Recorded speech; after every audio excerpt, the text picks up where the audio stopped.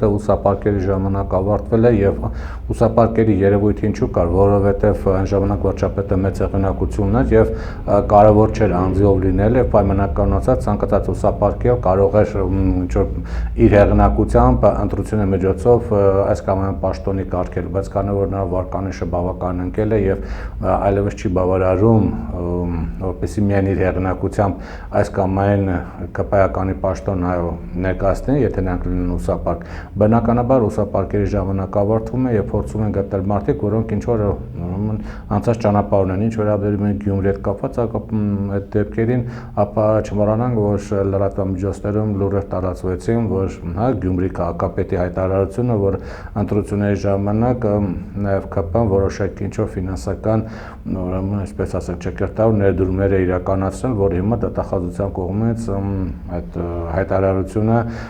ստուգվում է, արդյոք նա համապատասխանում է իրականությունում, թե չէ, այսինքն միայն անցյալ ունենալը քիչ է, տեսնում ենք, որ օգտագործվում են նաև ըստ Գյումրի քաղաքապետի հայտարարությունը, օգտագործվում են նաև որոշակի ֆինանսական խաթարներ։